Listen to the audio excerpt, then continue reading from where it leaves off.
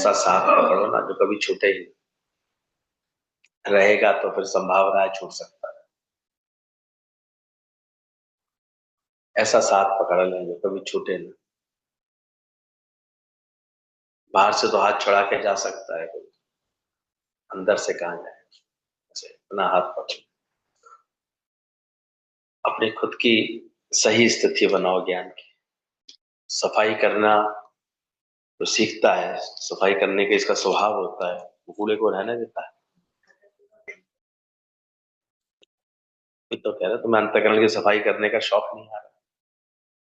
शौक आ जाए तो रखोगे नहीं उस कूड़े को, तुरंत निकाल के फेंको। पर अभी शायद कूड़ा नहीं जाना है, उन टूटे फूटे कागज के टुकड़ों को, वो पड़ा हुआ जो गंदा है थोड़ा घर में, वो तुम्हें हितकारी लग रहा है। थोड़ा राग द्वेष तो बचा के रखूं, थोड़ा शिकवे शिकायत तो बचा के रखूं, थोड़ी मोह ममता तो बचा के रखूं। कूड़ा दिखता कहाँ है? कूड़ा दिखे अगर तो तुरंत झाड़ू लगा करके हटा दो। और ये भी कोई सुगृहिणी होती है, वो समझती है इस बात को कि भाई ये तो कबाड़ा है, हटाओ, साफ करो, चीजों को अच्छा करो। ये तो धूल है, हटाओ, गंदगी है, हटाओ। वो तुरंत हटाएगी, साफ करके रखेगी। भगवान के बैठने का स्थान बनाना है तो पहले साफ तो कर, दिल का दर्पण साफ बना ले उसे। लेकिन नहीं, वही बस पुरानी वाली जो सोच बना रखी है, शिकायत वाली सोच बना रखी है, उसी का फिर फल मिलता रहता है उसको जीवन। क्या कर, as you think so you become. तो तुम ये सोचने लगते हो कि नहीं गुरु मेरा सहायक है, साथी है, गुरु मेरा उद्धार कर रहा है, तो हमारा उद्धार होने लगता। तो तुमको वहीं भी दोष दिखाई देने लगते हैं, तुम देखते हैं वो तक उद्धार हो गया, उसमें कौन सी बात। मन है जो लय पकड़ ले, इस मन बेशरम को जो ठीक करता जाता है, उठता जाता है, मोड़ता जाता है, ठीक हो जाता है। नहीं तो नहीं सुधारना चाहता। चलो मौसम बदल गया, थोड़ा हम अपना 15 मिनट पहले ही निगम से पहुंचे, तो अच्छे से ज्ञान का अभ्यास कर लें। वैसे तो कोई नए है नहीं, किस घरों में कोई स्पेशल काम बढ़ गया होगा, वही गिने चुने काम रहते हैं, वही सब बातें होती हैं। पर अपना ही प्रमाद, अपना ही आलस्य, अपने ही थोड़ा सा कचरापना, वही हमको जो है दुविधा में डाले रखता है, देर कराता रहता है।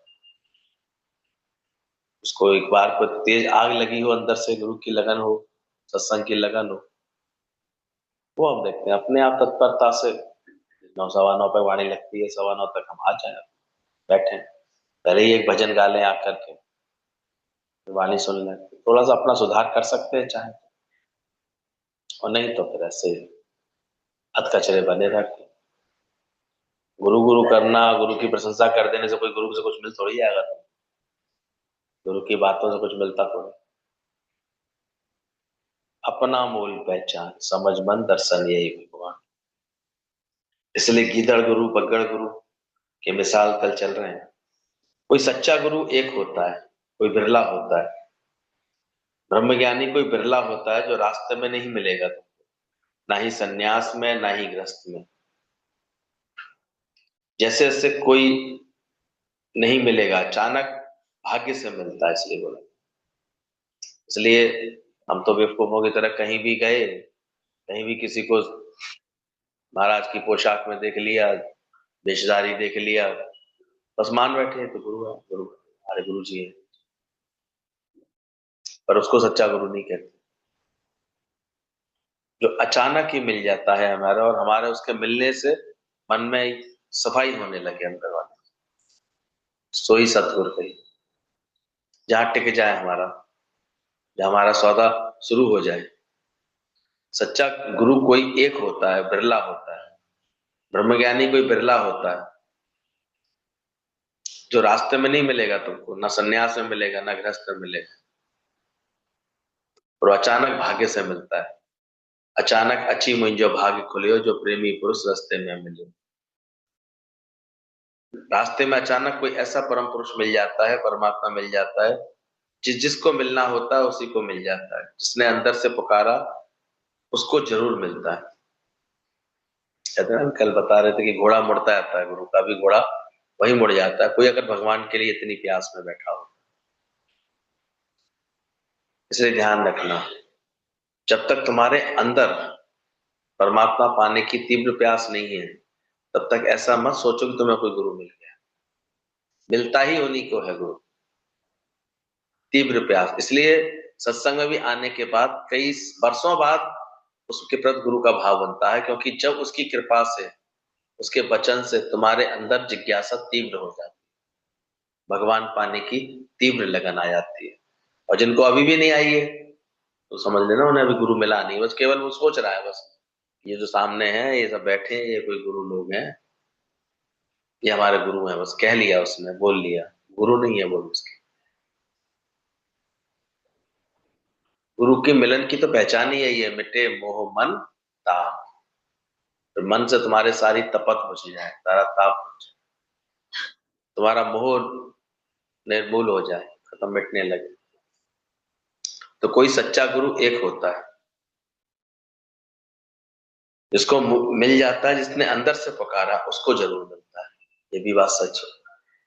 जब कोई भगत अपनी खुदी को मिटा करके बैठता है, जैसे वो याद में बैठा था, तो गुरु का घोड़ा अचानक ही मुड़ता चला गया।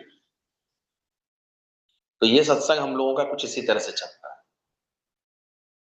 कोई किसी के अंदर कोई इकरार होता है, कोई बात होती है, अचानक ही संकल्प आता है, गुरु घोड़ा मुड़ चलता है, गुरु मिल लेता है जाकर के।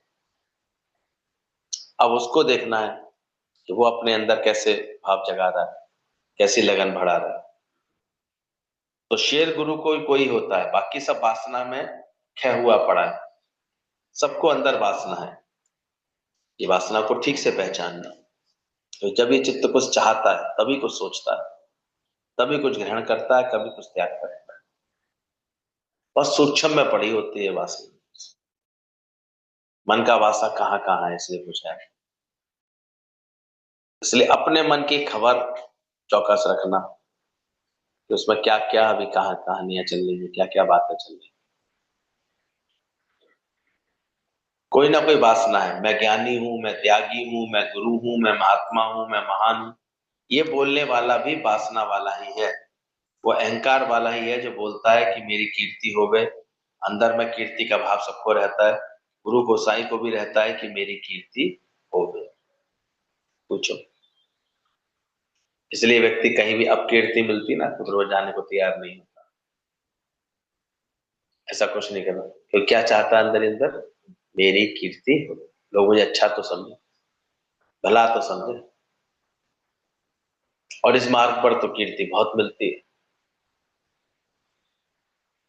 थोड़ा भी कोई अगर इस मार्ग पर चलता है तो कीर्ति मिलनी शुरू हो जाती है, उसकी प्रशंसा मिलनी शुरू हो जाती है, उसको बड़े ऐसे अच्छे अच्छे भावों से लोग ऐसे मिलने लगते हैं। यहाँ बहुत सावधान रहना चाहिए। मैं ज्ञानी हूं, मैं त्यागी हूं, मैं गुरु हूं, मैं महात्मा हूं, मैं महान हूं, ये बोलने वाला भी वासना वाला ही है। जो ये मैं, इसके अंदर मैं आती आ रही इन बातों की, उसके लिए गीता भगवान ने बोला कि ये भी फिर वासना वाला ही है। मेरी कीर्ति हो गई। अंदर में कीर्ति का भाव सबको रहता है, गुरु गोसाइयों को भी रहता है। समझना, ये जो एक सूत्र में गीता भगवान ने इतनी व्याख्या की है, तो कोई कह रहा है वासना कितने कितने प्रकार की होती है। क्योंकि तमोगुणी वासना है तो आप एक बार को बड़े आसानी से त्याग दो, रजोगुणी वासनाओं में भी कष्ट मिलता है, वो भी त्याग दिया। लेकिन जो ये सतोगुणी वासना है, इनका त्याग बड़ा मुश्किल से होता है। इनको पहचान भी नहीं पाते, किस किस रूप में पड़ी रहती है, आप सोचो। तभी बोला गया, मान बढ़ाई तब से आई जब से किस्मत छूटी। जब से मान बढ़ाई आने लगती है ना अंदर, और ये सबको घेरती है। मोटी माया सब तजे पर झीनी तजी ना जाए। मुश्किल है, पर पहले इस राह के आने के लिए ये आ तो जाए, पहले मिले हमें किसी से मान बढ़ाई, कोई कीर्ति मिले, तब तो हम उससे कीर्ति, अभी कर्म ही ऐसे नहीं है जो कीर्ति कोई मिले, अभी तो बस लटके पड़े हैं दुनिया में ही, बीच रहे हैं, वही वही भिड़ करके शक्ति खराब कर रहे हैं। तो उनको तो ये बात ही नहीं समझ में आएगी जो आज पढ़ाई आ रही है।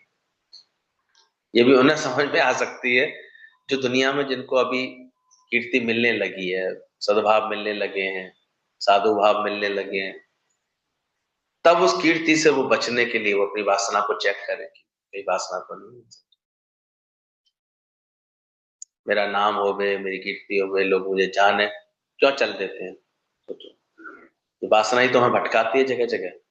दादा कहते थे यहां से उठ के तुम वहां भी बैठे हो ना, इसमें भी पहचानना कोई ना कोई वासना लेके गई है। पर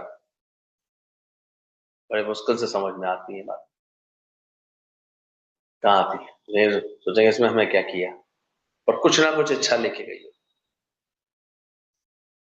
यहाँ जरा अच्छा है, यहाँ पंखे के नीचे यहाँ बैठ लेते, कौन लेके गया, यहाँ आराम है, यहाँ बैठ लूंगी, ये भी लेके गई बात। कुछ ना कुछ उसके अंदर में, कहीं सुख बुद्धि, कहीं स्वार्थ बुद्धि, कहीं ये मेरी सहेली बैठी ना, चलो यही बैठ ले, कौन सी वासना है। जहाँ राग का भाव है, सहेली पने का भाव है, उसके संग बैठ लेंगे, उससे बतिया लें। इसलिए राग और द्वेष में ये चित्त की वृत्ति ऐसे घूमती रहती है, सावधान होना पड़ता है इसके लिए बहुत अच्छे से। बोले हरिद्वार में तुम जाएगा तो तुम सब गुरु बोलेंगे, तुम्हारा एक मंदिर तो हमारा दूसरा मंदिर होना चाहिए, बड़ा होना चाहिए। हमारे पास भी बहुत ऋषि मुनि आते हैं, देखा है कि कैसे यज्ञ, अच्छा यज्ञ किया, तो प्रचार होता है, बड़ा यज्ञ करा रहे हैं, वो बड़ा यज्ञ करा रहे हैं फलाने महात्मा जी का। फिर एक करा के चुकता है, फिर दूसरे का शुरू होता है कि उससे ही बड़ा यज्ञ करा रहे हैं। और ये सब फिर गृहस्थियों पर बोझ के समान होती है सब चीज। और कोई भी यज्ञ करेंगे यहाँ आकर के, हमने देखा सब कारखानेदारों के पास जाकर के उन्होंने चंदा मांगा था। वो उसका भी पूरा खेल ही ऐसा होता है, खूब चंदा चीरा इकट्ठा हो जाता है। हम तो कहते चंदा चीरा तो एक ऐसी चीज है कि आप एक प्रोग्राम के लिए करो और 5 प्रोग्राम कर लो, इतना आ जाता है। क्योंकि लोगों की भावना ऐसी है दुनिया में।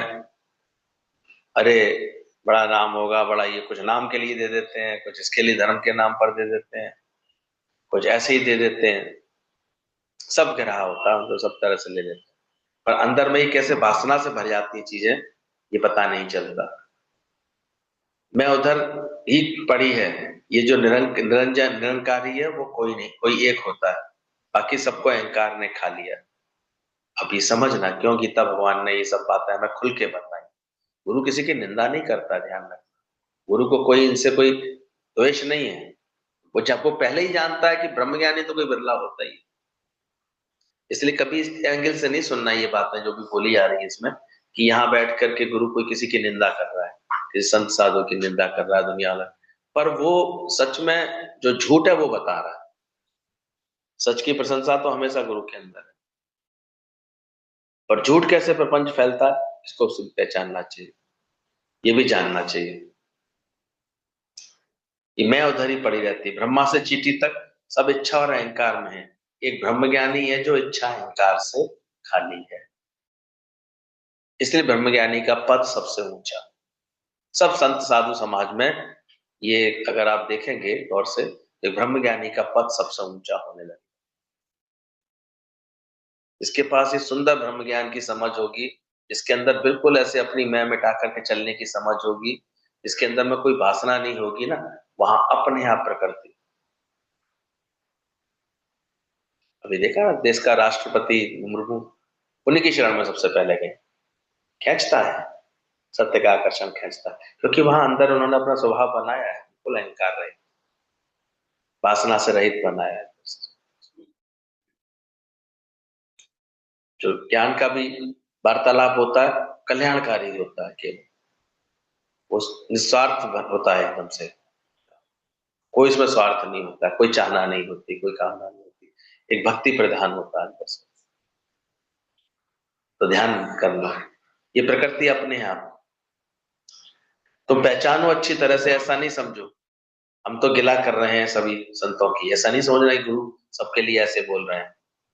पर तुम पहचान सको इसके लिए गुरु ये बातें बता रहा है। संत को तो हम जानते भी नहीं कौन संत है, क्योंकि गुरु की तो यहाँ तो हमारे यहाँ तो परिभाषा ही अलग है। जिसने सत्य के अंत को जान लिया वो संत है हमारे लिए, कोई वेशधारी तो संत है नहीं, टेक वाले संत नहीं है हमारे। तो संत को तो बोले हम पहचानते भी नहीं, क्योंकि हमारी वो लाइन ही नहीं है, हमारी तो ज्ञान के अभ्यास की लाइन है। कौन संत है, किधर रहता है, हम तो सिर्फ झूठ की निंदा करते हैं। अगर कहीं झूठ है उसकी निंदा। अब टिंचर है, कहीं घाव होगा तो वो उस पर तीखा लगेगा उसको। तो जब ब्रह्मज्ञानी की वाणी चलती है ना, तो ये संत समान उद्वेलित होते हैं, क्योंकि उनके अंदर कामना के जख्म होते हैं, तरह तरह की छोटी छोटी वासना होती हैं, उनको फिर बुरा लगने लगता है। उनको लगता है ये ऐसे विरोध करने आते थे, हमने देखा। लेकिन ब्रह्मज्ञानी से कोई पार नहीं पा सकता। वो दृश्य हम लोगों ने बरेली में देखा, वो कभी भी इन आंखों से भूल नहीं सकते। बरेली के टिहरी महादेव मंदिर था, बड़ा अच्छा वहां का धार्मिक मंदिर था, बड़ी आस्था से लोग आते थे। प्रांगण भी उसका बड़ा था, हॉल भी बड़ा था, तो वहीं सत्संग करने की योजना बन गई थी। और गुरु जी वहां पर पहुंचे, बड़े प्रेम से शाम का सत्संग हुआ। आए सब लोग, वहां के भी बोले पुजारी उजारी ने बड़े प्रेम से स्वागत किया। भाई सत्संग जहां पर अचानक ही 800 1000 लोग आ रहे हैं, तो मंदिर की भी शोभा बढ़ती है। अच्छा लगा सबको, बड़ा अच्छा लगा। गुरु जी की बातें कि अच्छी सही थी, चली। गुरु जी तो सबका सम्मान करते ही है, आने से कर रहे थे। लेकिन जब देखा कि पूरी की पूरी भीड़ आई और बड़े प्रेम से गुरु से मिलकर के तृप्त होकर के चली गई, वहां किसी ने चढ़ावा बढ़ावा ये सब ज्यादा किया ही नहीं। ना गुरु जी की तरफ से कोई इशारा कि कोई दान पुण्य दक्षिणा चढ़ा के जाओ, ये करके जाओ, ये चढ़ा के जाओ। तो उन्हें खटकने लगा। दूसरे सत्संग में, दिन के सत्संग में भी यही बात। दूसरे दिन शाम आते आते वो लोग तो अभी विरोध में आने लगे कि ये क्या है। तो कुछ लोगों ने उन्हें पट्टी पढ़ा दी, यहाँ तो मूर्ति पूजा वूजा छुड़ाई जाती है, यहाँ तो पूजा पाठ छुड़ा देते हैं, तो बस केवल ब्रह्म ज्ञान की बात सिखाते हैं, तो मोह ममता छुड़ा देते हैं। फिर ऐसी बात तो शुरू हो गई।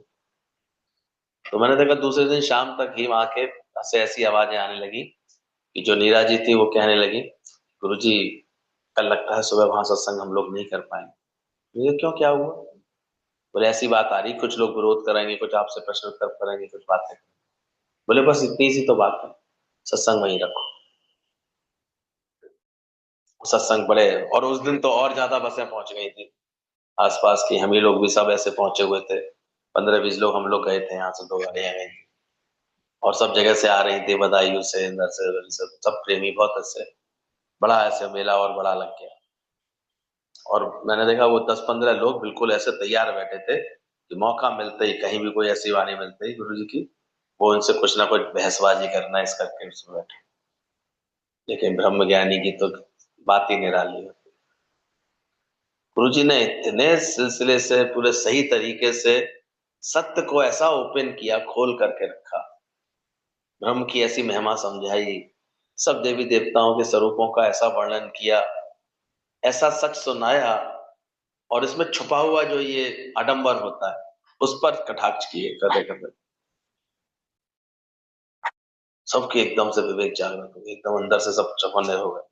विरोध करना भी चाह रहे थे, पर एक दूसरे को आंखों से देखे भाई सत्य बोल रहे हैं, इनका कौन विरोध करे। इन्होंने बात गलत तो कोई करी नहीं है, बात तो कोई बोली नहीं है, कोई अपमान तो हम लोगों का किया है, सत्य बता रहा है। और उसके बाद तो जो वो खुद ही जय जयकार करते हुए माला चढ़ाने आए, और हम लोग सब जो जानते थे अंदरूनी ये बात, तो बहुत चक्के बोले कि जो अभी लग रहा था ये विरोध करेंगे और ये तो और जय जयकार कर रहे हैं, फिर तो एक दिन का सत्संग और एक्सटेंड हो गया।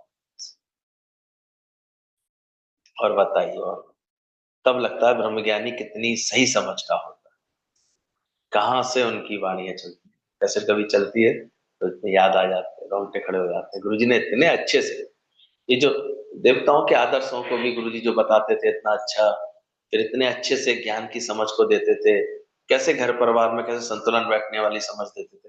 तो एक ही सत्संग में सब गुरु जी ने सारे पक्ष हैं और सब अकाट्य थे। तो लगता है हम किसी की निंदा नहीं करते हैं, झूठ सच का निर्णय करके तुमको बताएगा, बाकी हम किसी संत को जानते ही नहीं है। जिसके अंदर ये वासना है झूठ है बस, झूठा है बस। जिसके अंदर वासना नहीं है वही सच्चा है। अब वो चाहे कैसे भी कर रहा है, कैसे भी परमात्मा की राह पर चल रहा है, पर अंदर चेक करे वासना है कि नहीं, कोई कामना है कि नहीं, कोई चाहना है कि नहीं। कितने ऐसे हैं संत हैं जो निर्वासनिक होते हैं, अंदर से कोई वासना नहीं, केवल परमात्मा की भक्ति के लिए कर रहे हैं। जो उनके गुरु ने मार्ग दिखाया होता है उस मार्ग पर चल रहे हैं, जैसे गुरु ने बताया होता है। हमेशा गुरु की मर्यादा, गुरु की शरण में रह करके चल रहे हो। कभी शरीर को मान मिले तो वो हमेशा किसका मान मानते हैं? मेरे गुरु का मान है, मेरा नहीं। वो उसको रिडायरेक्ट करते हैं, अपने ऊपर नहीं लेते जो सच्चे हो। वो गुरु को प्रतीक बना करके उसको रिडायरेक्ट करते हैं। तो हम वासना की निंदा करते हैं, ना कि साधु संतों की। त्यागी वैरागी सब माया मस्त की है, स्वामी साहब ने बोला, दादाजी बताते हैं कि त्यागी वैरागी सब माया मस्त। ये माया ऐसी है, त्यागी वैरागियों को भी मस्त किए देती है। माया ने त्यागी को, वैरागी को भी मस्त किया है। त्याग करके गया, वैराग्य लेके गया, तो भी उधर ही माया आ गई उसको। क्योंकि त्याग का अहंकार, वैराग्य का अहंकार, ज्ञान का अहंकार, भक्ति का अहंकार, ये बात सब बात में जो अहंकार करेगा कि मैंने कुछ त्याग किया है, मैं त्यागी हूं, तो भगवान उसको मजा दिखाएगा। 21 वर्ष तपस्या करने के बाद भगवान ने तो दर्शन दिए, लेकिन उसके अंदर इस बात का भी अहम आने लगा था कि 21 वर्ष तपस्या जो की है मैंने। भगवान ने पूछा क्या करूं, इंसाफ करूं कि मेहर करूं? कहता प्रभु तपस्या की है 21 वर्ष तक, आप प्रसन्न हुए, इंसाफ करिए। तो बोला इंसाफ तो बेटा फिर ये है कि जिस पत्थर पर बैठ के तुमने 21 वर्ष तपस्या की है, अब ये 21 वर्ष किसके ऊपर रहेगा? अब ये तुम्हारे ऊपर रखा जाएगा। इंसाफ तो ये है, अब बता क्या करूं? कहता प्रभु मेहर ठीक है। तो ये सब दृष्टांत इसलिए बने हैं कि हमें कहीं ना कहीं अहंकार चढ़ता ही चढ़ता है। श्रीमान बढ़ाई तब से आई, तब से किस्मत फूटी। भगवान पूछेगा तुम त्यागी है, तुम अहंकार क्यों करता है? क्या त्याग किया है तुम्हारा? क्या था जो त्याग किया? सच्चा गुरु मिलता है तो ऐसे बात समझाता है, तुम्हारा था क्या जो तुमने त्याग किया? मैं इतनी संपदा को लात लगा के आया, मैं इतना सब छोड़ कर आया, इतना सब भगवान के लिए आया, मैंने सब छोड़ दिया, तुम्हारा था? गुरु यहां से बात शुरू करता है, ये काया तेरी है, ये जो तेरे तन मन प्राण है, ये प्रभु मिलन का सामान है। पहले तो गलती ये कर बैठे, अपनी मान बैठे हो ये सब, और अब त्याग का अहंकार कर रहे हो उसके बाद कि मैंने ये सब त्याग किया, मैं सब छोड़ के भगवान तेरी शरण आया हूं। इसलिए ब्रह्मज्ञानी के पास सही समझ होती है, उससे कोई बाहर से त्याग की भी कोई जरूरत ही नहीं महसूस होती। क्या त्याग, छोड़ू क्या? जब पकड़ा ही कुछ नहीं तो छोड़ू क्या? तो ध्यान रखना था, कुछ भी छोड़ोगे तो तुमको अहंकार लगेगा। इसलिए सच्चा गुरु तुम्हारे से कुछ छुड़ाता नहीं। हाँ, पर अंदर में पूरी वासना की क्षय करा देता है, पूरी ये मेहमत तो बुद्धि को मिटा देता है कि तुम अपना कुछ भी मानोगे, अपनी सगी नहीं दे। कुछ भी छोड़ने का जरूरी नहीं है, केवल देह अध्यास। मैं देह नहीं हूं, ये ऐसा समझने वाला ही सर्व त्यागी है। अष्टावक्र में पहले भी पढ़ा होगा, योग वशिष्ठ में भी ये बात लाइन पढ़ी होगी, गीता में भी ये लाइन लिखी है। सिर्फ ये ठीक से जो अभ्यास कर ले कि मैं ये देह नहीं, पर ये आसानी से होता नहीं है। 2 मिनट लगेंगे, न कहीं दर्द शुरू होने को देखो, फिर कैसी ए शुरू हो जाती है, टैटू शुरू हो जाती है। अभी तो मस्ती में भी लगे, मस्ती चढ़ गई दिमाग में, भूल गए थोड़े समय के लिए। पर सुख बुद्धि है, अब जहां जहां सुख मिलना थोड़ा छूटेगा, बंद होगा, वहां फिर ही है देहाध्यास। फिर कोई कुछ कह देगा, फिर लग गई बात, फिर चढ़ गया देहाध्यास। ये तो ऐसे पल पल पर खड़ा रहता है, बस मिटता कहाँ है। सफल तो वही कहलाएगा यहाँ पर जो ये बात भुला देगा, ना मैं तनी रहा, ना मैं मनी रहा, सदगुरु मिलने से झगड़ा, देह विनाशी है, मैं आत्मा अविनाशी हूं। जो ऐसा निश्चय करेगा, जो देह, मैं देह नहीं हूं ऐसा समझने वाला ही सर्व त्यागी है। चुड़ाला को छोड़ के चले गए, कोशिश करते रहे मैं सर्व त्यागी हो जाऊं, सर्व त्यागी हो जाऊं, नहीं हुए सुकृतवश।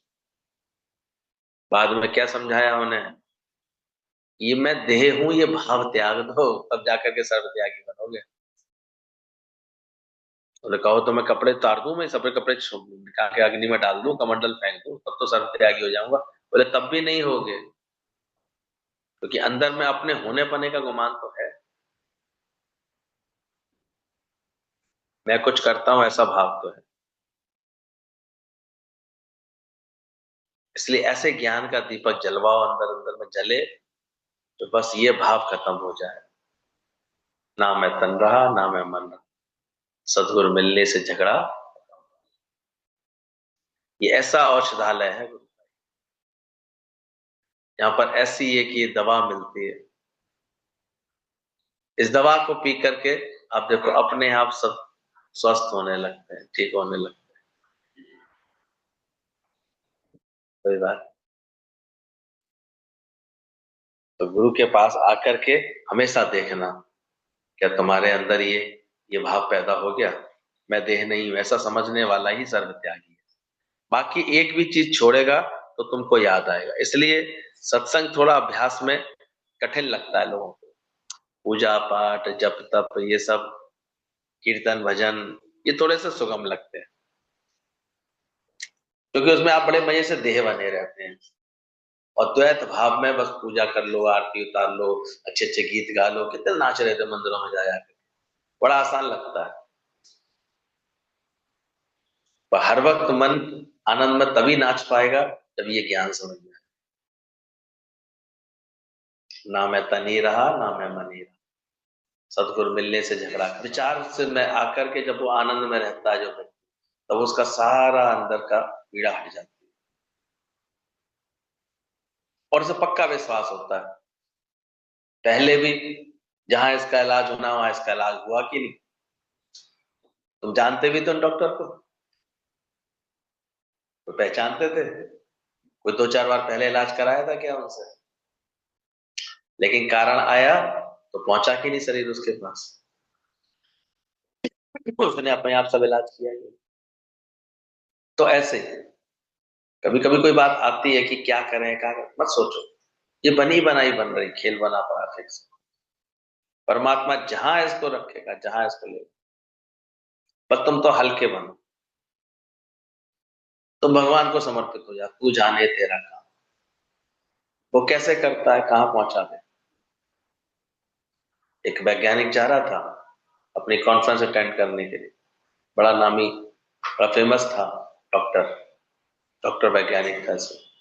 तो वैज्ञानिक कॉन्फ्रेंस में जा रहे थे डॉक्टर साहब, वो जाते जाते कहते हैं रास्ते में उन्होंने उन्हें जो ली, तो एकदम से आंधी तूफान का आ गया, एकदम मौसम ऐसा बदल गया, और वो किसी तरह से भी वो एयरपोर्ट जाने के लिए मौका ही नहीं, गाड़ी खराब हो गई, सब हो गया इसका, इतना तेज पानी है सही। जब तक वो गाड़ी ठीक कराए तो वो एक उतर करके एक उन्हें झोपड़ी दिखाई दी, उसके अंदर वो ऐसे चले गए। वहां गए तो देखा कि एक माँ बैठी हुई है भगवान के आगे, ऐसे हाथ जोड़े प्रार्थना कर रहे, तो भगवान अब तो तुम ही कुछ चमत्कार कर सकते हो, तुम्हारे ही हाथ है, मेरे पास तो पैसे भी नहीं है, मेरे पास तो कोई उपाय भी नहीं है, मेरा बच्चा ऐसी बीमारी से ग्रसित है, इसका इलाज एक फलाना डॉक्टर ही कर सकता है और कोई करे नहीं। जब उसकी बात सुनी समझी तो हैरान हुआ डॉक्टर साहब को, मैं हर बार जाता हूँ इसी रास्ते से, और ये आज ये किसने रोक करके मुझे इस बच्चे के पास भेजा, क्योंकि वही डॉक्टर साहब थे जिसका इलाज कर रहा। ये कौन चलाता है, कौन ये हुक्म की हवा से घुमा दे। तो हर वक्त जब हम इस भाव में रहते हैं, करण करावन आपे हैं, मानुष के कुछ नहीं, वो लेके चलता है, वो लेके, इसलिए कभी भी किसी बात का ऐसे चिंता नहीं करना, फिक्स है उसकी तरफ से, रास्ते फिक्स हैं, बातें फिक्स हैं, तरीके फिक्स हैं उसके सारे। और जब उसके बावजूद भी, तब जब भावे लेखस, उसके बाद भी इतना क्षणभंग हो रही है कि जब इसके जाने का समय आएगा ना, तब भी ऐसी लीलाएं देखी जाती, और अधिक व्यक्ति, जैसे कि रोशनी जलती है ना, दीपक अधिक जलने लगता है। कितनों की लीला सुनते हैं। वैसे तो नहीं आती थी साल साल 2-2 साल से, पर अभी लास्ट फंक्शन में जिसके आऊंगा, मरने के 4 दिन पहले ही मुझे सजाओ, मुझे कपड़े पहनवाओ, ये करो, मुझे जाना है, सबसे मिल के आई, सबसे राम राम करें, सबसे मिलाई। कौन कराता है? खूब अच्छे से, सब ठीक, आराम से तो चले। क्या कर सकते हैं, शरीर तो सबका माया में होने के कारण क्या है, ये भी ज्ञान गुरु पक्का करा देता है कि तू देह नहीं है, पर तू आत्म स्वरूप है, आनंद स्वरूप। इसलिए अपना आनंद नहीं बिगड़ने दो। छोड़ने की है वासना, तुम छोड़ते हो बाहर से सब कुछ। अष्टावक्र कहते हैं अंदर से वासना को छोड़ो, वासना का त्याग ही मुक्ति है, और जो वासना में है वो बंधन है। तो वासना को त्याग जब आएगा तो आत्मा आनंद तभी तो पाएगा। एक गांव में एक जुलाहे बसते थे, उन्होंने आपस में एक दिन सलाह की, चलो रात में क्षत्रियों के गांव को लूटाएं। पहले तो यही सब चलता था, जुलाहों के लोग थे, उन्होंने आपस में सलाह करी, तो मिलकर के सब जुलाहे रात को मिलकर के क्षत्रिय के गांव को लूटने गए। क्षत्रिय लोग हथियार लेकर के जुलाहों को मारने के लिए दौड़ने लगे। क्षत्रियो में बल होता है, उनके पास औजार भी थे, शस्त्र भी थे, वो मारने के लिए पीछे दौड़ने लगे। अब वो जुलाहे भाग तो रहे थे छोड़ करके मैदान, लेकिन एक जुलाहे ने कहा भाग तो रहे हो, और भागते भागते मारो मारो तो कहते यार, मारो साला, मारो साला, भाग रहे हो लेकिन फिर भी मारो। तो इसका बड़ा अच्छा गीतावान ने इसका अर्थ बताया। वे सब जुलाहे भागते जाते हुए मारो मारो कहते जाते थे, लोगों को भ्रम डालने के लिए, कैसे वो मार रहे हैं, हार रहे थे, हारते हारते अरे मार डाला उसको, जीत जीत लिया हमने, ऐसे करके बोल रहे हैं, तो लोगों को भ्रम पैदा हो जाता है। तो भागते भागते मारो मारो कहते जा रहे। बहुत से बनावट के ज्ञानी ज्ञान के साधनों से भाग तो रहे, औरों से ऐसा कहते तो है वासना को त्यागो, ज्ञान को धारण करो, सब संसार मिथ्या है, ऐसे दंभी ज्ञानी नहीं हो सकते, वो समग्र वासनाओं से रहित है, वे ही ज्ञानी हैं। अब दुनिया में देखो, जितना ज्यादा इस सबके व्यवहार की बातें छुड़वाएंगे ना, कि ये सब छोड़ो, माया है छोड़ो, उतना ही दान पुण्य के लिए तुम्हें प्रेरित कर देंगे। और तो दान पुण्य देने के लिए तुम्हें कौन दिखाई देगा सामने? वही महाराज जी दिखाई देंगे। कैसी ये माया बनी हुई है, खुद भाग रहे हैं, खुद अब निर्वासनिक नहीं बन पा रहे हैं, लेकिन बोलते ये रहेंगे। वो तुमको बोलते हैं त्याग करो, लोभ नहीं करो, पर खुद लोभ करके पैसा लेते हैं। खुद एक एक सत्संग के, एक एक जगह के कथा करने के पैसे उनके फिक्स होते हैं, और तुम्हें क्या सुना रहे हैं यहाँ करके, सब माया है, ये छोड़ो, माया मोह माया है, मोह माया। आजकल तो ये डायलॉग बड़ा मजाक वाला बन गया है। सब मोह माया है। ब्रह्मज्ञानी कम से कम ऐसे तो नहीं कहता, वो हर चीज की सही कदर कराता है, लेकिन अंदर से आसक्ति निकलवाता है, अंदर की ममता निकलवाता है, अंदर से देहाध्यास निकलवाता है। वो ये झूठा लेक्चर नहीं देता रहता, वो खुद भी अपने घर परिवार, व्यवहार, ज्ञान, व्यापार, इसमें संतुष्ट रहता है, और तुमको भी संतुष्ट रहने की समझ दे, तुमको भी कभी इन सबसे भगाता नहीं। पर जो ये बोले ना, ये बने हुए होते हैं, बोले शेर, ब्रह्मज्ञानी तो कोई शेर अलग होता है, बाकी जो बग्गड़ गुरु होते हैं, ये कहते ये रहेंगे, उनकी बातों में यही बातें होंगी, लेकिन अंदर देखो उनका सारा ध्यान तुम्हारे चढ़ावे पर होगा, तुम्हारी भेंटों पर होगा। तो खुद तो भागते हैं, और खुद साधन संपन्न नहीं है, लेकिन दूसरों को बोलेंगे तुम साधन करो, तुम त्याग करो, त्याग करो, इसलिए उनकी वाणियों का असर नहीं होता। इसलिए बोला गया बंदे को बंधा मिले तो छूटे कौन उपाय, सेवा कर निर्बंध की जो पल में दे छो। एक राजा को संकल्प आया कि मैं कथा करवाता हूं, आता है, तो थोड़ा राजपाट सेट हो जाता है, पैसे वैसे बढ़ जाते हैं, तो ऐसे भी भाव जगाने वाले आ जाते हैं, अरे भाई अब तो तुम कोई कथा वथा करवाओ, कोई जलसा करवाओ, कोई परिवार वालों, लगता है कि लास्ट में फिर यही सब कार्यक्रम रह जाते हैं। बर्थडे बहुत बना ली, शादियां ब्याह बहुत कर ली, सब कर ली, फिर बाद में क्या कार्यक्रम रह जाते हैं? कथा भागवत करवाओ। परिवार में कुछ तो होना चाहिए। तो राजा को भी लगा कि, लेकिन राजा होशियार था, उसने बुलाया ब्राह्मण साहब को, पंडित उनको, जो है महात्मा जी जो कथा सुनाते थे, कि महात्मा जी मुझे भागवत करानी है। बहुत अच्छा यजमान, बड़ा अच्छा संकल्प है, बहुत धूमधाम से कराओ, आप तो राजा हैं, आप तो अच्छे से अच्छा भागवत कराएंगे, अच्छी व्यवस्था कराएंगे, अच्छे पंडाल सजेंगे, अच्छे खाने पीने की व्यवस्था होंगी, सब अच्छा होगा। आप देख लो महाराज जी, आप ही, आपका ही जिम्मेदारी है महाराज जी, और कोई सब जिम्मेदारी मेरे पर ही, तो मैं ही करूंगा फिर सब हिसाब से, सब आप ही को संभालना है। बोले, बहुत अच्छा, बहुत अच्छा काम होगा सारा। अब राजा के पास भी, वो भी जानते थे इनके पास कमी कुछ है नहीं, जो कहूंगा सो राजा करेगा, ऐसी व्यवस्था कराएगा, ऐसा सब कुछ होगा। अब तो मुझे अच्छी खासी दान दक्षिणा मिलेगी इसमें। लेकिन राजा होशियार था, कहता है ये भागवत कराने का मुझे फल क्या मिलेगा? फल, मुक्ति मिलेगी, और क्या मिलेगा? सुना नहीं है परीक्षित को मुक्ति मिली थी, भागवत सुनी थी उसने, फलाने ने भागवत सुनी उसको मुक्ति मिली, सो तुम्हें मुक्ति मिलेगी। तो महाराज जी ये मुक्ति मिल तो जाएगी पक्की? अरे पक्की मिलेगी, भागवत कराओ तो सही, करवा लेना भाई जी, परमानेंट मुक्ति मिलेगी। तो जो है, अब राजा को लगा कि ये बात चलो कह रहे हैं, भागवत हुई विधि विधान से, पंडित जी ने बड़े जोश में भागवत करी, बड़े अच्छे से सारा कार्यक्रम हुआ, सब हुआ। बाद में राजा कहता है, भाई पंडित जी कितने दिन सब हो गए, मैं देख रहा हूँ मुझे कोई मुक्ति ऐसे लक्षण तो मिल नहीं रहे, मेरा मन वैसा का वैसे ही परेशान है अभी इसके भागवत के बाद भी, अभी भी मन में वही सब चिंताएं चल रही हैं कि पड़ोसी आकर के हमला ना कर दे, या ये ना चला जाए, ये कोई ना लूट के ले जाए, बच्चों की चिंता भी वहीं की वहीं है, अभी तो ये बातें भी वहीं की वहीं है, मुझे तो मुक्ति मिली नहीं। अब पंडित जी क्या बोले? बोले भागवत से मुक्ति मिलती है महाराज, मिलती है। बोले लेकिन मुझे तो मिली नहीं। अब पंडित जी आए थे अपनी अंतिम दक्षिणा लेने के लिए, जो न सोची थे राजा तो अपने आप ही बहुत कुछ देगा, पर यहाँ राजा उल्टा पड़ गया, ये हमें नहीं मिली मुक्ति, मुक्ति अब काहे की दक्षिणा?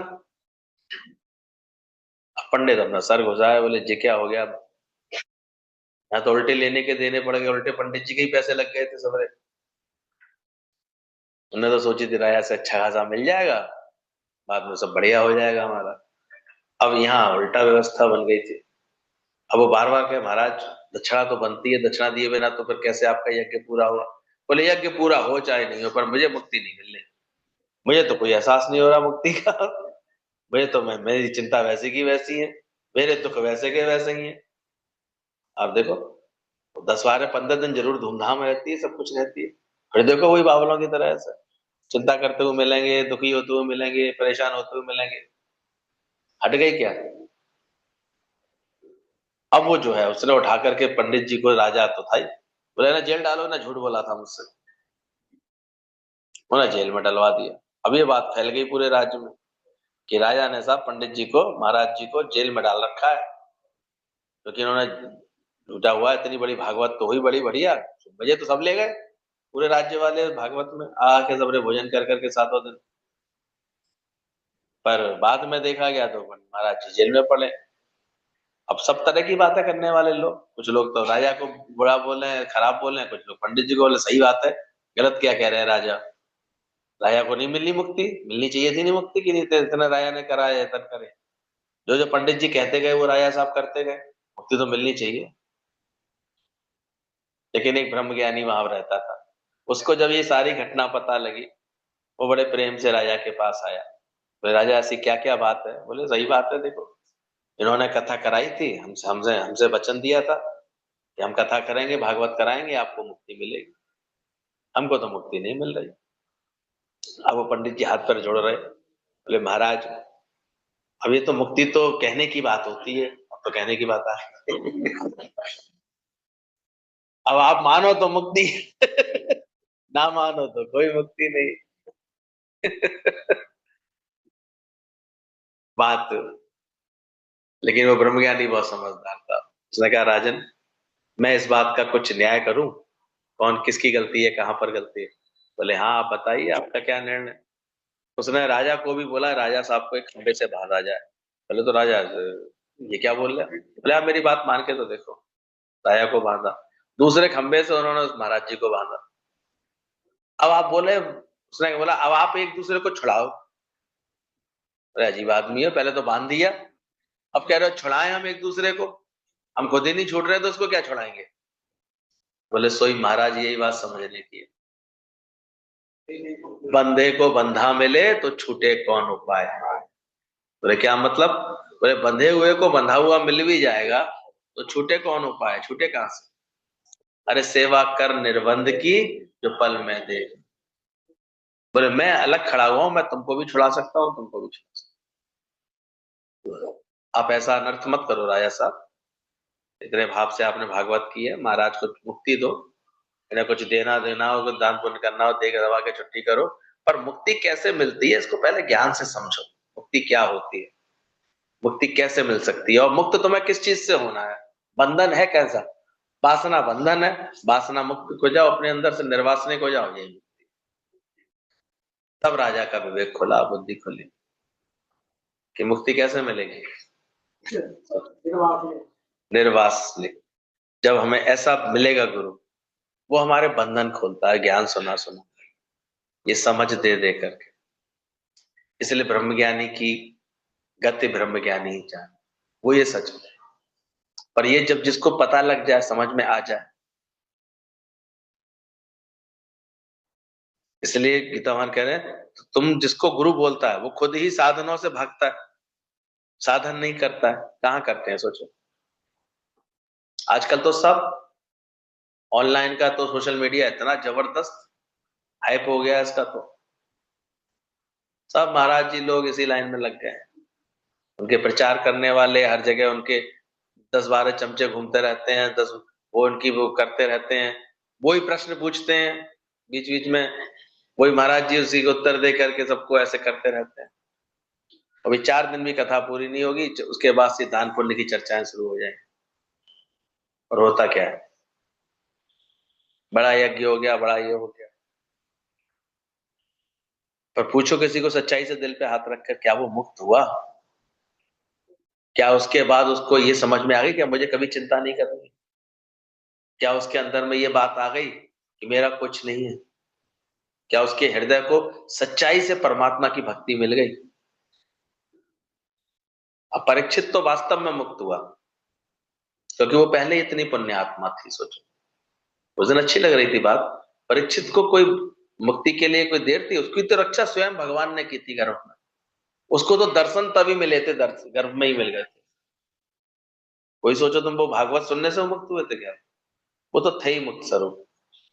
उनका तो भागवत सब जन कल्याण के लिए थी, लोगों के कल्याण के लिए सारी। और जो उनको एक समय के लिए, थोड़े समय के लिए ये लगा कि मुझे तक्षक नाग आएगा काटने के लिए, तो 7 दिन के लिए, वो 7वें दिन तुम्हें आएगा, तो 7 दिन के लिए जो आ गया, हमको भी तो, हमारा शरीर कब जाएगा? किसी भी 7वें दिन जाएगा ना। सोमवार को जाएगा या मंगल को जाएगा या बुधवार को जाएगा या शनिवार। 8वां दिन तो कोई नहीं आएगा ना। कब जाएगा? इन्हीं 7 में जाएगा, कोई से भी 7वें दिन जाएगा। अब सोचो क्यों 7 दिन बोले गए? तो ये विवेक से गुरु हमें समझ देता है कि इन्हीं 7 दिनों में तुम पहले ही परमात्मा को समर्पित हो जाओ।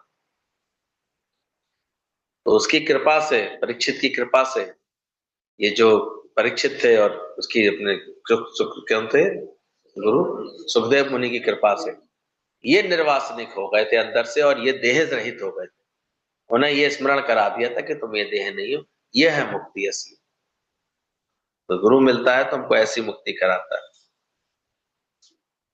बोला छोड़ो छोड़ो माना मेरे को देखे जाबू।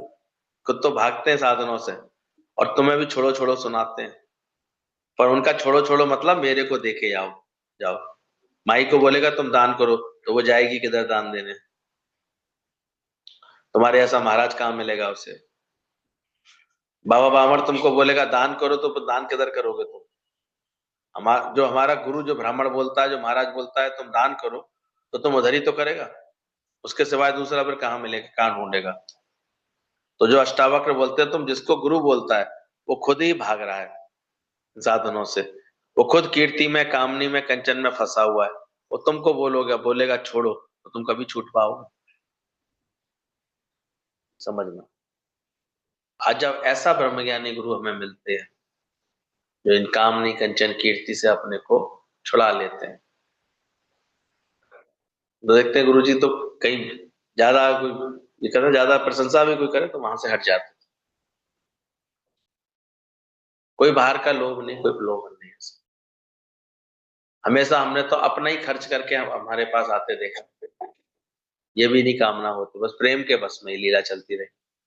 ये सत्संग हमारा इतने सालों से सिर्फ एक प्रेम के सूत्र पर चल रहा है। प्रेम है तो हम मिल रहे हैं जा करके, बाकी चाहिए क्या? प्रेम है तो खिंच के आ रहे हैं गुरु के पास, और क्या था? और कुछ है कोई? अब कैसे हो रहे हैं सब इंतजाम, ये तो कोई प्रेम ही जानता है बस केवल। भाव वाले कैसे अपने आप ही लोग हम देखते हैं कि कर लेते हैं, कभी कभी कोई करा लेता है जबरदस्ती, उसने उस दिन करा लिया बड़ा हॉल बुक, तो हमने क्या कर लिया, रोक पाए?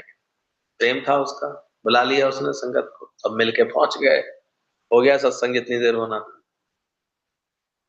बाकी क्या चाहिए? तो दुनिया में और ज्ञान की समझ में बहुत अंतर होता है, ब्रह्म ज्ञानी बहुत अंतर होता है। सच्चा गुरु बोलता है तत्वमसि। सच्चे गुरु का कहना तुम अपने को जानो कि तू आत्मा है। गुरु तुमको बताता है कि सच क्या है, झूठ क्या है, कहीं तुम फंस ना जाओ झूठ के संग में, और झूठ के चक्कर में ना आ जाओ। इसलिए गुरु तुमको आंख देता है, इतनी खोल खोल के जो बातें बताते हैं गुरु लोग हमें, ये इसलिए क्योंकि झूठ भी इतना सच का नकाब ओढ़ के चल रहा है तो पहचान नहीं पाओगे तुम। भाग रहे थे लेकिन फिर भी क्या कहते हो, भाग रहे थे, मारो मारो मारो मारो। तो ऐसा ही है खेल। वो तुमसे सुना रहे हैं सब मोह माया, सब मोह माया, वो क्या बटोर रहे हैं? करोड़ों की, लाखों की ये सब। एक बार को जो सही ज्ञानवान होगा, वो भले अपना जो भी प्रारब्ध अनुसार जो भी कर्तव्य कर्म है वो कर रहा होगा। कबीर जुलाहा कपड़े बुनता था, सतना कसाई बकरे काट करके व्यवसाय करता था, रविदास चमार चमड़ा छिल करके जूते बना के काम करता था। लेकिन अंदर से ये नहीं, सब दूसरों को तो सुना रहे हैं लेकिन खुद किसके पीछे लगे हैं? खुद के पहले ही थे 15 लाख में कथा होगी साहब, 20 लाख तो महाराज जी के लिए अलग से चाहिए। पहले इन आश्रमों की रसीद कटवाओ, पहले महाराज जी की ये सेवा प्रकल्प चल रहे हैं, इन सब में अपना दान पुण्य करो, तब टाइम उसी के अनुसार टाइम मिलता है। आप किस लेवल की कराना चाह रहे हैं, लेवल भी तो फिक्स है। और हमने तो सत्संग का कोई लेवल नहीं देखा। जब गुरु प्रेम लौटाने आता है तो बस प्रेम लौटाता है, वो आता ही प्रेम के लिए। इसलिए बहुत अंतर है इन दोनों बातों में, जब समझ में आ जाएगा तो बता देना। जब सच्चा गुरु बोलता है तब तो बस ही गुरु तुमको बताता है सच क्या है, झूठ क्या है, कहीं तुम फंस ना जाओ। बाकी ऐसा नहीं है कि फलाना गुरु झूठा है, हम किसी को झूठा सच नहीं कह रहे। हम तो झूठ की निंदा जरूर करते हैं, मैं और लोगों से किसी की निंदा नहीं करता। तुम्हारी रजोगुणी माया है, तमोगुणी माया है, ये सत्वगुणी माया है। मेरी 3 तरह की माया होती है। कहीं भी तुम जाएगा तुमको शांति नहीं मिलेगी अगर इधर झूठ झूठ होएगा तो, और जहां सच होगा वहां तुमको शांति आएगी। ध्यान, ये सच की पहचान है। नहीं तो जहां आया तहां बैठ गया, ये भी सच्चा है, ये भी कथा सुनाता है, ऐसी जब तक वृत्ति रहती है ना, तो इधर भी कथा तो हो ही रही है, उधर ये देखा जाए कि निर्वासना है कि नहीं। पूरा गुरु है, निरीक्षा है, ये निशानी है पूरे गुरु की। निर्वासनिक होना चाहिए उसका, निरीक्षा होना चाहिए उसको, निरहंकारी होना चाहिए, निष्कामी होना चाहिए। तभी सच्चे गुरु के पास आएगा, तभी सच और झूठ का मालूम पड़ेगा। अब इसके लिए सच्चे गुरु का मिलना बहुत जरूरी है। वो मिलता है तब ये मालूम पड़ता है। आज हम लोगों के संग गुरु की ये मेहनत इतने सालों से चल रही है। इसलिए गुरु की पहचान में ये बात लिखी गई है, नित्य नित्य सत्य संगत में राखे। वो तो 3-4 दिन कथा सुनाई, 7 दिन कथा सुनाई, फिर ना उनको तुम्हारा पता ना तुमको उनका पता। हाँ, ज्यादा भाव दिखाओगे तो तुम्हें बांध लेंगे। अब जजमान, अब वहां फलाने शहर में तो कथा हो रही, वहां आ जाना, वहां भीड़ बढ़ाने आ जाना, उन्हें तब भी तुम्हारे उद्धार की चिंता नहीं। और यहाँ हमने देखा सच्चा गुरु मिलता है तो तुमको ही खुद इस कार्य में लगा करके अपना रंग देता जाता है। ये प्रेम का रंग देता जाता है। आप जपे और नाम जपा हो, एक एक अंदर से सावधान हो जाता है, अंदर से खाली हो जाता है, और कितने प्रेम और उमंग में जीना सीख जाता है। बड़े से बड़े संकटों में भी वो अपने घर परिवार में बड़े आनंद में रह लेता है। उसको फिर कोई बातें सताती नहीं है, किसी के व्यवहार स्वभाव सब। ये सच्चे गुरु की निशानी होती है। इसलिए जो निर्वासना है, पूरा गुरु है, जो निरीक्षा है, निरंकारी है, निष्कामी है, तभी सच्चे गुरु के पास आएगा, तभी सच झूठ का पता लगेगा। अष्टावक्र भी काहे के लिए जनक को बोलता है कि दुनिया के गुरु ऐसी वासना में हैं। बोला ही क्योंकि होते हैं गुरु तो हैं, वो चोराधारी तो हैं, बेचधारी तो हैं, लेकिन अभी पूरी तरह से वो अपने को निर्वासनिक नहीं कर। इसलिए कामनी कंचन कीर्ति के लोभ में उनका चित्त फंसता रहता है, आगे बढ़ता रहता है। इसलिए गुरु ने समझाया, अष्टावक्र ने भी, ताकि जनक किसी वासना में ना आए।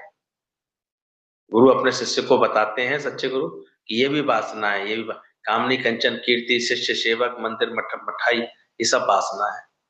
बाद में देखो आजकल तो, आज हम लोग जितनी सरलता से सच्चाई से अपने घर परिवार में संतुष्ट रहते हैं ना, ये जो मठ बना लेते हैं, आश्रम बना लेते हैं, वहां देखो कितनी गंदगियां फिर निकल निकल के आती है, कैसे कैसे फिर वहां के चरित्र निकल के आते हैं। कारण क्या है? वो प्रपंच बन जाता है पूरा। तो सेवा करने के लिए लोग रखी जाती हैं, लड़की लेडीजें रह जाती हैं, पहले तो वो घर से छूट के रह जाती हैं, फिर वहां कैसे कैसे आचरण बन जाते हैं, कैसी कैसी बातें बन जाती हैं। इसलिए सावधान। यहाँ हमारे दादा भगवान ने जो सही पैटर्न निकाला, अपने घर परिवार में रहना, वहां से ज्यादा सेफ हो तुम, ज्यादा सुरक्षित। चल दी ना ऐसे बाबाओं के पीछे ना, कुछ पता नहीं है चरित्रों का क्या हो। इसलिए खोल खोल करके हमारे गुरु ने एक एक बात बताई। दादा भगवान जब गए हरिद्वार, तो वहां उन्होंने एक सरदार ड्राइवर था, उससे बात की, बोले कोई सच्चे गुरु के पास मुझे ले चलो, तुम्हारी नजर में कोई हो हरिद्वार में। तो वो बहुत देर तक घूमने के बाद हंसते हुए बोला, बोले आप कहाँ ढूंढने चले आए, यहाँ के आश्रमों में क्या क्या कर्म कांड होते हैं ये हम अच्छी तरह जानते। कैसे हम अंदरूनी अंदरूनी शराब सप्लाई करते हैं, कैसे अंदर अंदर और ऐसे काम होते हैं। कोई सच्चा गुरु आपको आपके शहर में मिल जाएगा, वो अलग बात है। आप यहाँ जो ढूंढने चले आए हो ना इस मेले में, हरिद्वार के मेले में, ये इतने मठों के अंदर, ये सब अंदर, यहाँ अंदर अंदर में क्या क्या घपलेबाजी हैं, आपको नहीं आइडिया। ये तो हम यहाँ रहते हैं 25 सालों से, हमें पता है क्या क्या नहीं होता, कैसे कैसे धंधों की सेटिंग नहीं की जाती, कैसे कैसे यहाँ पर आचरण है, कैसी कैसी बातें हैं। इसलिए सावधान, सच्चा गुरु हमको समय से सावधान करता है। ये वासना होती है कि कामनी कंचन कीर्ति, शिष्य सेवक, मंदिर मणियों मठो, ये जो बनते हैं ना, ये सब ऐसे बन जाते हैं, सब वासना बन जाती है। पर क्या करें, दुनिया में देश को नमस्कार करते हैं, इन सब चीजों को नमस्कार किया जाता है। अब यहाँ बताया इसलिए जा रहा है कि हमारा शिष्य कभी इस वासना में नहीं आए, समझे। आप लोगों को हमारे गीता भगवान ये सब बातें क्यों बता रहे हैं, आई समझ में, क्यों बताइए यार के? हम निर्वासनिक अपने को बना, किसी की वो नहीं कर रहे हैं, निंदा नहीं कर रहे हैं। हमको भी गुरु ने इसलिए बताया झूठ सच, जैसे तुम कभी वासना में नहीं हो, इसलिए हम भी तुम्हें पॉइंट सुनाते हैं, जैसे तुम कभी वासना में ना हो, कीर्ति में, कामनी में, कंचन में तुम ना हो, और किसी झूठे बर के चक्कर में, बर और शराब के चक्कर में ना आ जाओ। बाकी कहने की तो बात नहीं है। ब्रह्मज्ञानी तो मौन में ही रहता है, शांत ही रहता है, जो पूछे तो दे। पूछने वाला पूछता है कि मैं कौन हूं, तो उसको कहना ही पड़ेगा कि तू आत्मा है, तत्वमसि। सच बताता है ब्रह्मज्ञानी हमेशा। और सब समय समय पर कभी ऐसा कोई पॉइंट टू गुरु बताते हैं, इसलिए बताते हैं ताकि हमारी आंखें खुलें सब तरफ से। और बाकी तो सबको मिक्स चिड़वा पसंद रहता है, मिक्स रहना पसंद आता है, वैसे करते रहते, वैसे चलते रहते हैं। भगवान अपनी ही जानकारी देता है और अर्जुन को उसकी ही जानकारी देता है। तू भी आत्मा है, मैं भी आत्मा हूँ, ये सब आत्मा ही आत्मा है। भगवान भी ऐसे ही बोलता है, मुझ परमात्मा को ये मूढ़ लोग नहीं जानते, इसलिए बोला। और तू, मैं, ये सब पहले से ही थे, अभी भी है, पीछे भी होंगे। बार बार उसको आत्मा में टिकाने के लिए गीता का शास्त्र है। इसलिए गीता का शास्त्र बार बार हमें क्या करता है, आत्मा में टिकाता है। आत्मा बिन हर गाल को दिल से सदा।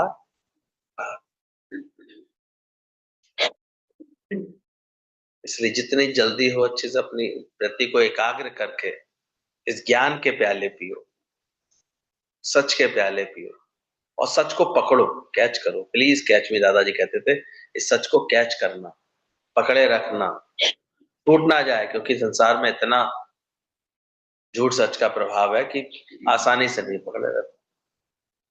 इसके लिए गुरु कहता है लगन है कुछ तुम्हारी, समर्पण है, छूट तो बहुत जल्दी जाएगा। पीछे तो हट जाओगे, बड़ी बात। आगे बढ़ने में पुरुषार्थ, चीजों से आगे बढ़ने में, चीजों को खत्म करके, बातों को खत्म करके इस ज्ञान की राह पर आगे बढ़ना, इसके लिए तुम्हें पुरुषार्थ की जरूरत पड़ेगी। इसके लिए अपनी हिम्मत की जरूरत है।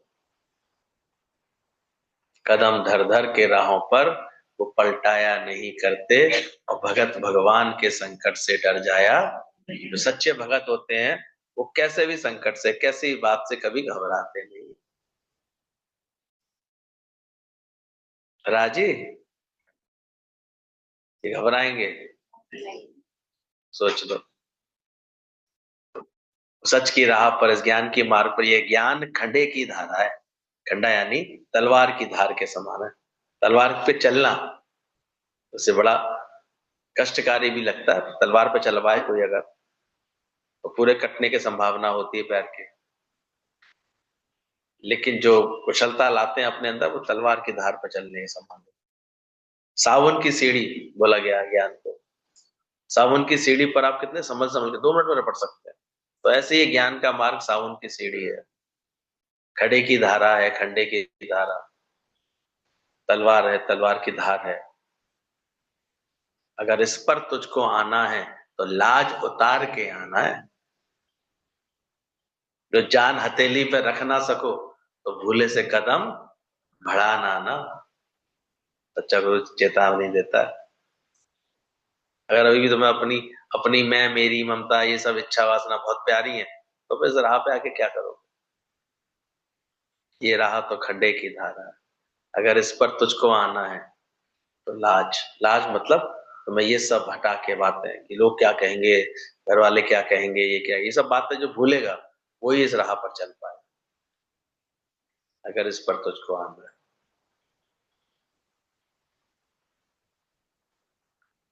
पहले बोला था मन कुछ चाहता है तो सोचता है, फिर त्यागता है, ग्रहण करता है। अब दूसरा सूत्र इसका शुरू होगा, जब मन कुछ नहीं चाहता है तो कुछ नहीं सोचता है, तो फिर कुछ ना त्याग के लिए रहता है, ना कुछ ग्रहण करता है, ना प्रसन्न होता है, ना दुखी होता है। यही मुक्ति है। इसके विपरीत है तो यही बंधन है। और ऐसा होने लगता है तो क्या हो जाता है?